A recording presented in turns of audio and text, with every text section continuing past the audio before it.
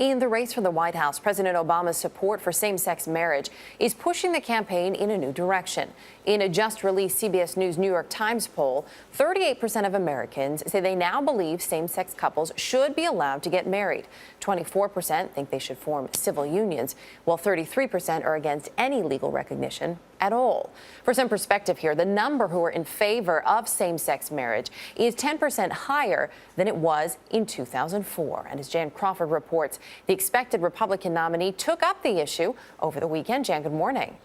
Well, good morning, Erica. I mean, Mitt Romney, really, if we look back, he's built his campaign on improving the economy. That, of course, is what voters say is the #1 issue in this election. But this weekend, he made a little different talk. He gave the commencement speech at Liberty University, and there he really seemed to be seeking some common ground with social conservatives by talking about his faith and his values.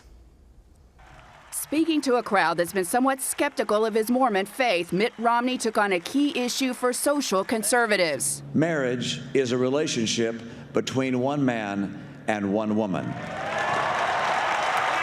That's been his position. And in his weekend speech to Liberty graduates, Romney also stressed his religious values. And whether the cause is justice for the persecuted, compassion for the needy and the sick, or mercy for the child waiting to be born, there is no greater force for good in the nation than Christian conscience in action.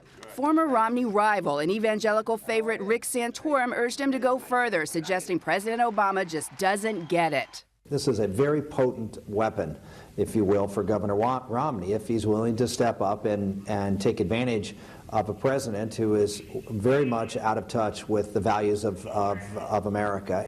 Two news magazines are touting the president's decision, but a Gallup USA Today poll taken after his announcement showed 60% of Americans say it won't affect their vote. But it has had an impact on the Obama campaign's fundraising. Donations reportedly have increased even before George Clooney opened his Hollywood home last week. Other politicians also are weighing in. Sunday, during a commencement address at the University of North Carolina, New York City Mayor Michael Bloomberg took issue with the Tar Heel State's recent vote. And I would argue last week's referendum banning same-sex marriage shows just how much more work needs to be done to ensure freedom and equality for all people. And speaking at the Iowa Faith and Freedom Coalition, Senator Rand Paul took a shot at the president's new position. Call me cynical, but I wasn't sure that his views on marriage could get any gayer.